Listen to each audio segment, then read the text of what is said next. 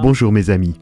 Alors que nous arrivons à la fin d'une autre semaine, quelle joie d'attendre avec impatience l'arrivée du sabbat, un moment où Dieu vient à notre rencontre, où que nous soyons dans ce grand et vaste monde.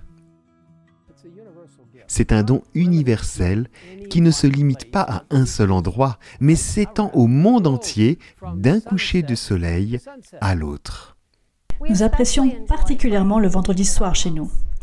Lorsque le soleil se couche, il semble que la chaude lueur du samedi nous enveloppe et nous sentons une paix incroyable s'installer en nous.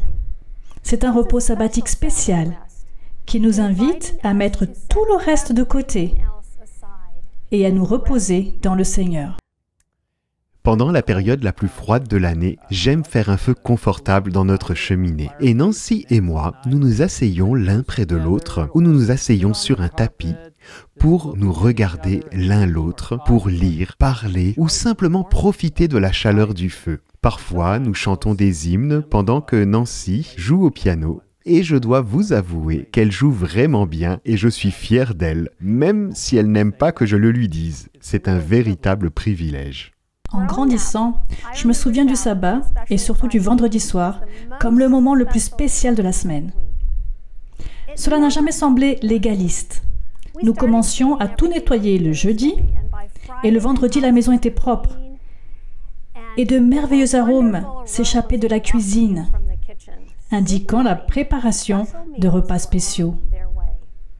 Chaque vendredi soir et chaque sabbat était une célébration, avec des plats spéciaux, un culte et des moments en famille. Et pour une raison quelconque, le vendredi soir, mes frères et moi, nous avions toujours le fou rire. Une fois, je n'ai pas pu m'arrêter de rire.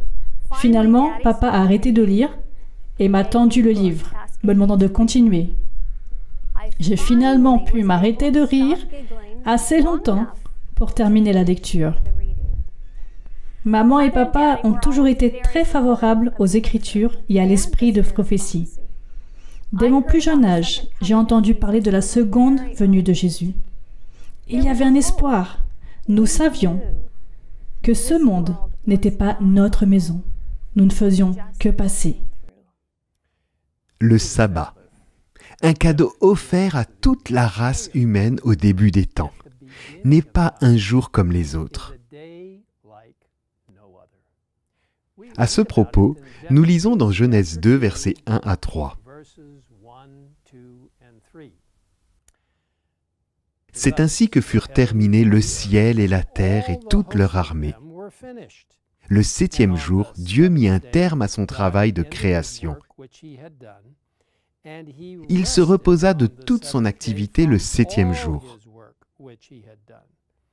Dieu bénit le 7e jour et il en fit un jour saint. Parce que ce jour-là, il se reposa de toute son activité, de tout ce qu'il avait créé. En tant qu'adventistes du 7e jour, nous reconnaissons que le 7e jour est plus qu'un simple jour de la semaine. C'est le sabbat, un événement qui n'est pas si bien reflété dans le terme anglais « Saturday », mais l'idée est bien présente dans certaines autres langues, comme sábado en espagnol, subato en russe, savato en grec moderne. Comme vous l'avez peut-être constaté, l'une des joies du sabbat est de célébrer le culte avec d'autres croyants. Au cours de l'année écoulée, il a toutefois été difficile de se rencontrer en personne en raison du coronavirus. Bien que cette situation ait suscité beaucoup de créativité par le biais de services de culte électroniques, en utilisant YouTube, Zoom, Facebook, etc., nous sommes reconnaissants que dans de nombreux endroits, les restrictions s'assouplissent et que de plus en plus d'églises sont ouvertes à des rencontres en personne, en suivant les directives locales, bien sûr. Le sabbat est un jour de joie, et combien il est important que nous aidions nos enfants à le vivre dans la joie, même lorsque les circonstances le rendent difficile. Une chose que nous aimions faire en famille, lorsque nos enfants étaient jeunes, et que nous aimons encore faire aujourd'hui, c'est de faire une promenade de sabbat après-midi. Ellen White décrit cela magnifiquement. Elle écrit « Les parents peuvent emmener leurs enfants à l'extérieur pour voir Dieu dans la nature.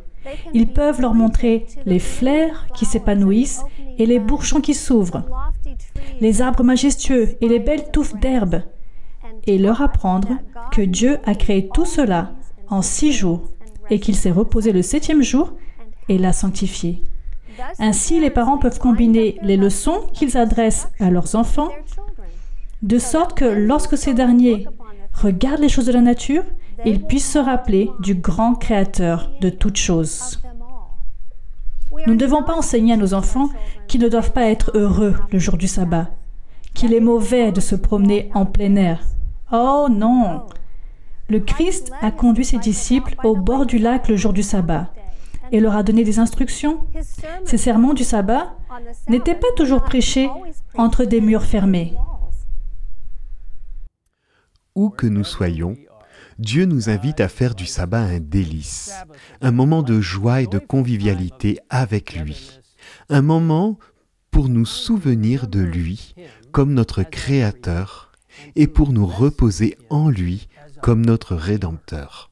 Tout au long de l'histoire, Dieu a toujours eu un peuple qu'il a adoré en son jour spécial. Et nous savons que ce sera le cas jusqu'à la fin des temps.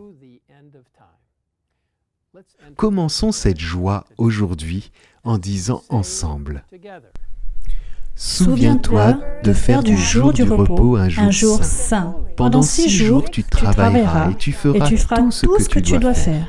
Mais le 7e jour est le jour du repos de l'Éternel ton Dieu. Tu ne feras aucun travail, ni toi, ni ton fils, ni ta fille, ni ton esclave, ni ta servante, ni ton bétail, ni l'étranger qui habite chez toi.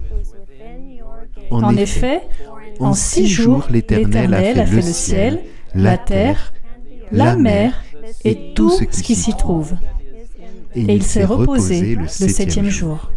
Voilà pourquoi l'Éternel a béni le jour du repos et en a fait un jour saint. Que le Seigneur vous bénisse d'une manière spéciale, alors que vous vous souvenez de son jour spécial. Prions ensemble.